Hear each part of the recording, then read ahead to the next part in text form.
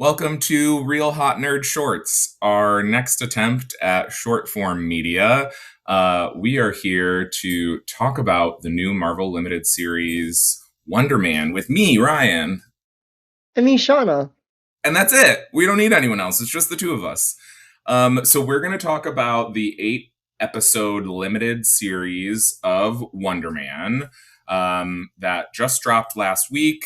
We consumed it very quickly, and overall, Shauna, what letter grade would you give it? Just offer it.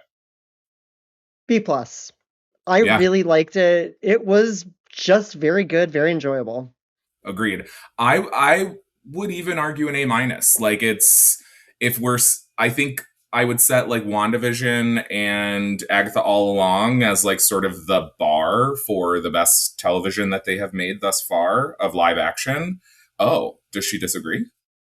No, I think Oh, I okay. was just trying to think of where I would put this because I think Miss Marvel is just below it. But I think you're right. Ooh, I yeah. think that's probably or I think this might be the third best Marvel TV show, and that's not a bad thing. Agreed, especially when your competition is Agatha All Along, Wonder Vision, and then it's followed up by Miss Marvel, all of which I think are Mm. incredible properties that Marvel really needs to take a lesson around what they did right with it, and continue to try to replicate it instead of, trying new and different things. Although this was new and different, this was quite a different take on how they have done their television. So let's kind of jump in right away and start with just the two main characters. We have Simon Williams, played by Yahya Abdul-Mateen, and Trevor Slattery, who is played by someone who I'm pretty sure is like a well-known actor. It's why am I blanking on his name? Ben Kingsley, Yes, thank you. who we first met in Ten Rings. Well, technically, I think we met him in Iron Man 3, and then we got him in Shang-Chi in the Ten Rings, Yeah. which we We recently got to recorded. actually know him in Shang-Chi. But no, and I think this really I feel like that's the one thing I didn't like about this is I really think it just kind of pretended his plot in Shang-Chi didn't really happen. Like it didn't talk about him getting kidnapped and broken out of jail by essentially the comic book accurate Mandarin for the role that he played as a fake terrorist in Iron Man 3. And it Sure, really dealt with that of everyone knows him from his role right. as the Mandarin. And I thought that's something that I wish they had done better. But, tying back into our podcast of the MCU really has not done a great job of incorporating this last phase. And I think Agreed. that Wonder Man is proof of how they're just kind of, moving past, moving along, Because if and you didn't see you know what? Shang-Chi, No. there's no way that you remember. I mean, Iron Man 3 was so long ago. Like, I certainly would not have remembered the Mandarin.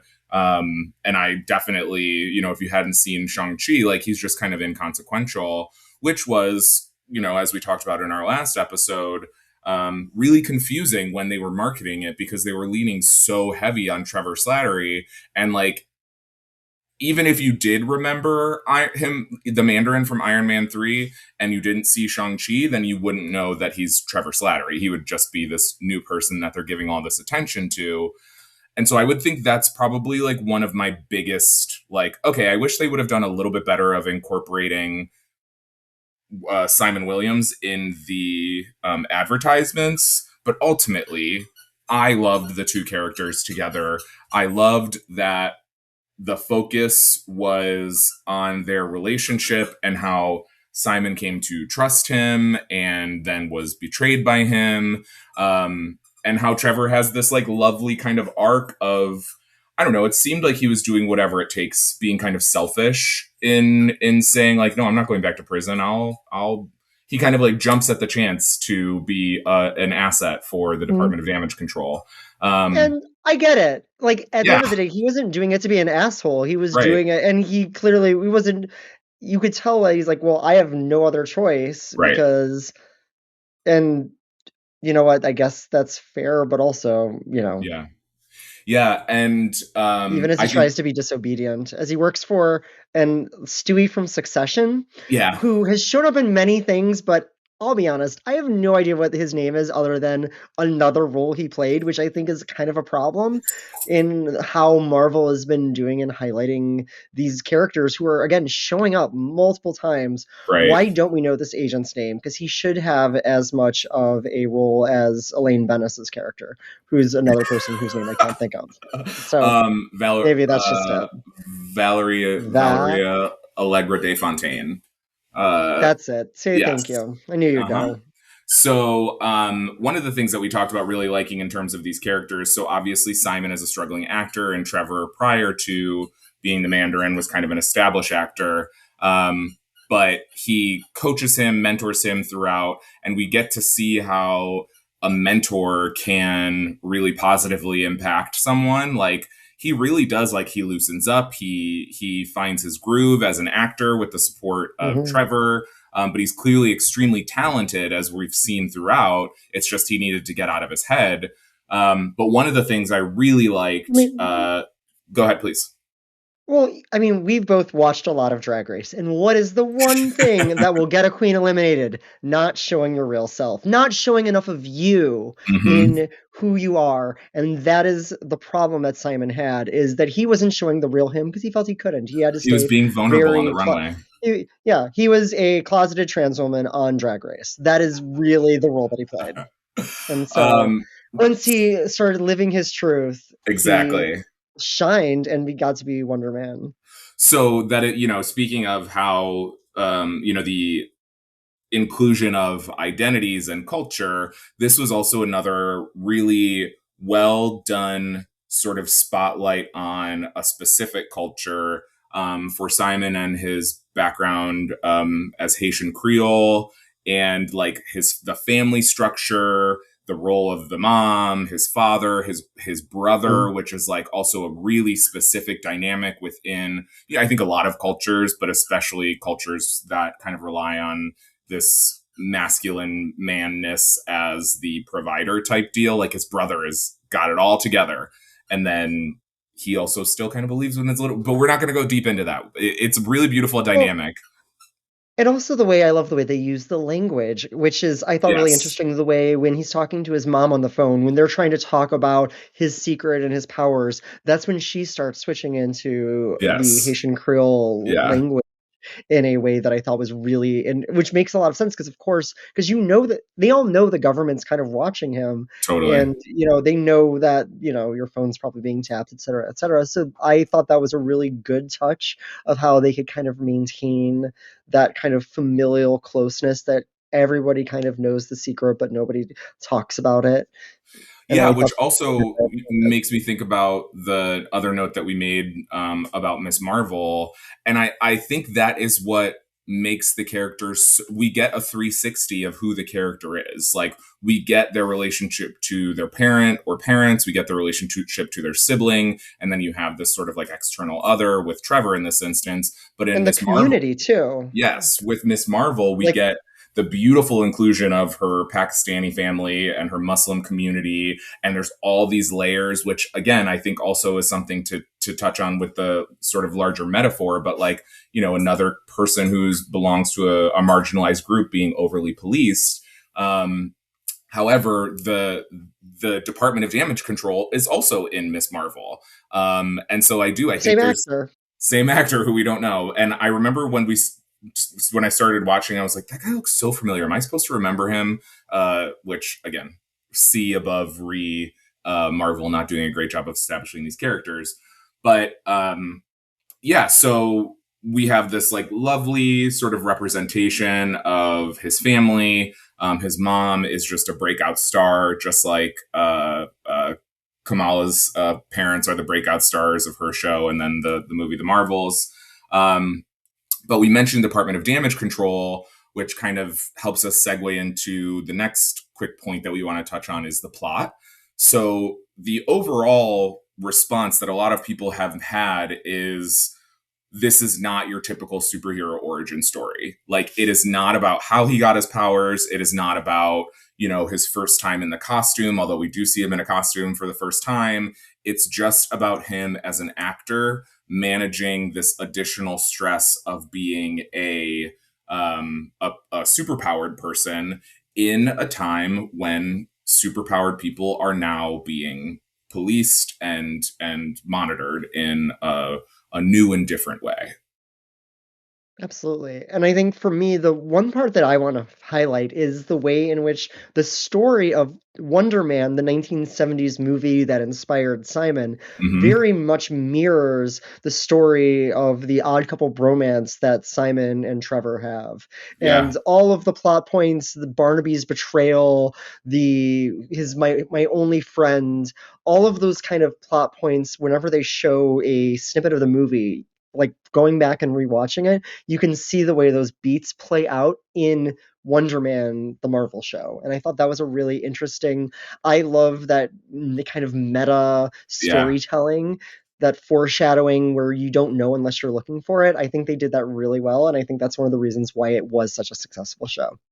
Agreed. I wish I had. I've never seen that Midnight Cowboy movie that is referenced a lot. That they start. That's like their first time that they see each other. But as I understand it, is also sort of similar plot at Interesting. least of John Voight and Dustin Hoffman. And John Voight's like the older actor that takes Dustin Hoffman under his wing or something. But it doesn't really matter. So yeah, we get to see him pull out all the stops to try to get this part. As a person who is actively job seeking, watching him get really creative, like when he calls the casting agent and pretends to be someone else, and he's like, "Oh, she's gonna be so upset. Like, can you just do like I don't know what we're gonna do, blah blah blah." And I just thought that that was genius, and that's what it feels like trying to find a job right now. Is like who can I call and pretend I'm someone else to get me a job? But yeah, so we get to see his struggle as a working actor. Trevor makes a lot of really great points of like the work of an actor is experiencing life, not finding a job, which I thought was a an interesting way to kind of include that support for him as an actor who's struggling. Um, but the one thing that I think is probably the most important part of the plot, other than introducing this new superpowered character, is the Department of Damage Control. So, we've talked about it a couple of times, but they are essentially this government entity that is responsible for monitoring and tracking and controlling superpowered people. We saw them in Spider Man No Way Home.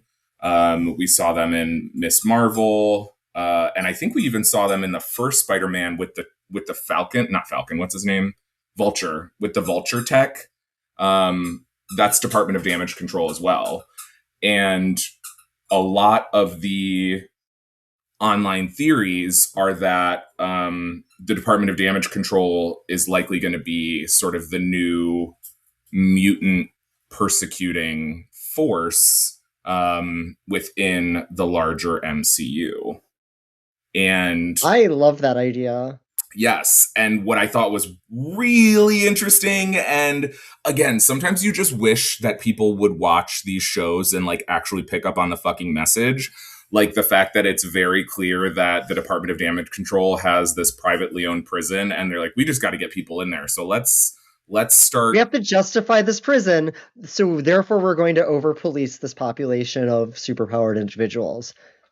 I'm Oh sorry. my Like, gosh, there are fascinating. people who watch this shit and they don't get it. I'm like, what the fuck which is always so, kind of full circle. The thought is the next step in the way that this ties in to Spider-Man Brand New Day, which I think is the next feature film, is the Department of Damage Control is going to be pursuing Sadie Sink's character, which is allegedly either Jean Grey or Rachel Summers, question mark, we don't know. So, Well, and I think also playing into that, who are two characters that are potential new mutants? mhm, We have Miss Marvel, who they revealed as having a mutated gene, yes, and Wonder Man, who we don't know what his power story background is other than exactly. very powerful. And so I think that And it you showed up during absolutely could see puberty. them. Absolutely. You could see them kind of backdooring mutants into the MCU, and I could easily see that playing with Damage Control. So I think that's a great point. Yeah, I'm hoping that that is kind of the through line. And I was watching some other videos just to kind of see if there were things that I missed. And one thing that people kind of picked up was the Department of Damage Control and the doorman clause. There's this actor, this it really doesn't matter.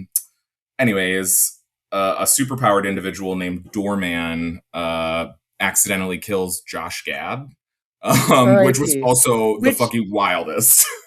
I just read. I love the Josh Gad agreed to do that on the sole like justification of he gets to play another role that isn't just playing himself, but Oh, if he gets to play a different role in the future, he would then do this. And so that is interesting. why they So killed Josh Gad will be like back in Josh Avengers Gad is Doomsday. dead, Yeah. but Josh Gad the character will not be, but Josh Gad the actor, whatever. Will yeah. Multiverses are weird. Multiverses are weird. And I'm obsessed with like the new running meme thing of like so and so will be back and it will return in Avengers Doomsday. I Um, so yeah, the Department of Damage Control, or I'm sorry, the doorman clause, which said superpowered actors cannot participate in productions for whatever reason. They don't even really give a great reason, other than the fact that Josh Gad died tragically. But it's like it's discriminatory. Like that's how people were born. A lot of times, it's something they can't control. How are you going to cut entire groups of people out?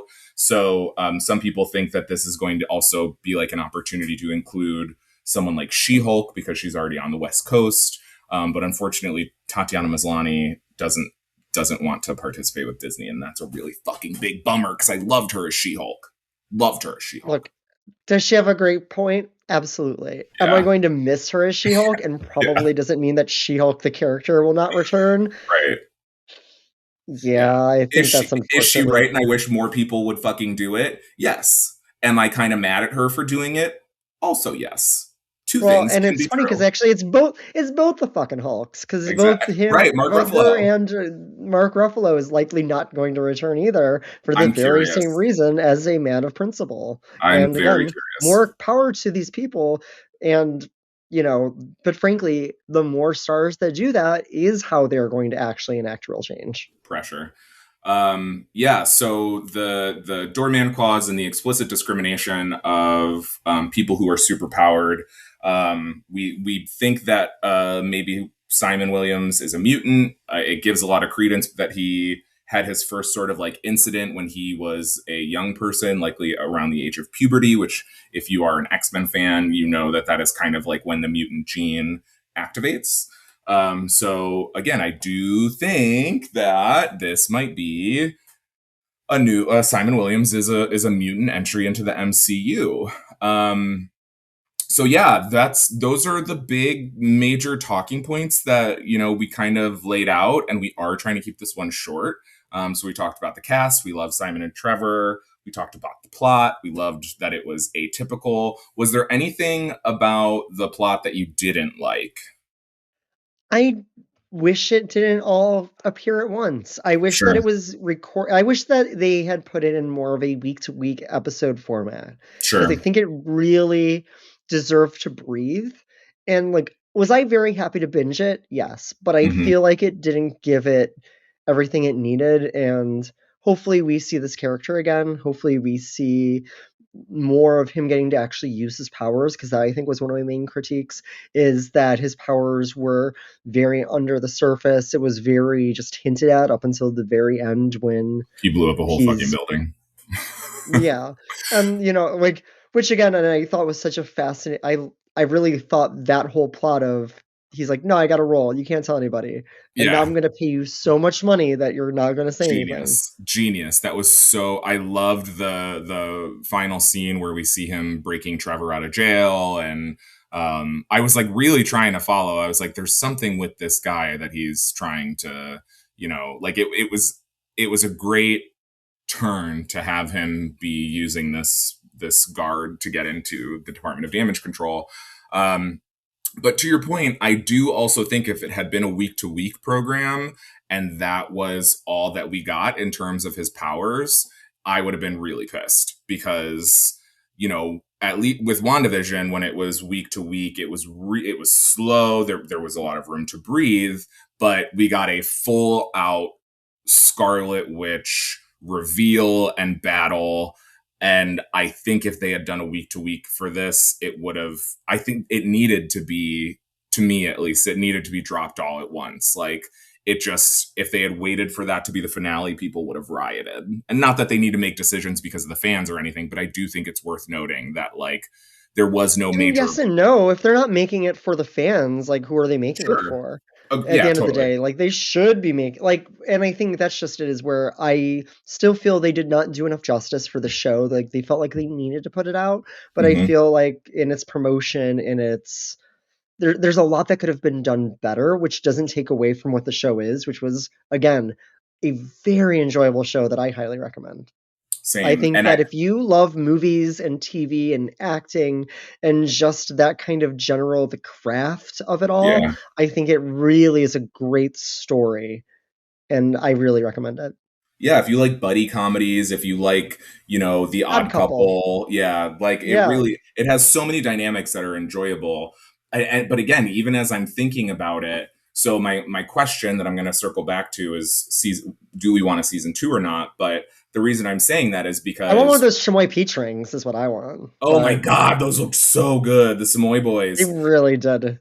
I love a peach ring. But the each of these shows always kind of feels like it's setting something up, or it's setting something up for something bigger. So, like, Miss Marvel is definitely going to be sort of at the forefront of the Young Avengers or whatever. And I would not be surprised if Wonder Man was the lead of the West Coast Avengers, which he is in the comics. And so we don't need a season 2 for Wonder Man, because he will be explored more in a show like West Coast Avengers. Well, do the West Coast Avengers, is that what the Thunderbolts ultimately become? Oh no, I don't think so. I think they will be. I think they'll become the Avengers. Uh See, oh, but I feel like Sam Wilson, his are calling me, going to be, calling me. yeah. So, one of the things that I saw in some of the discourse around it was, will this create, sort of another, not the Sokovia Accords, but like the Mutant Registration Act? So, what if Mm, Cap, because Captain America, just like he did with Sokovia Accords, like, as a man of principle, would not sign the Sokovia Accords. I don't think that um, Sam Wilson would sign the Superhero Registration Act. So maybe the Thunderbolts, as the government entity, become the new Avengers. Sam does something else entirely.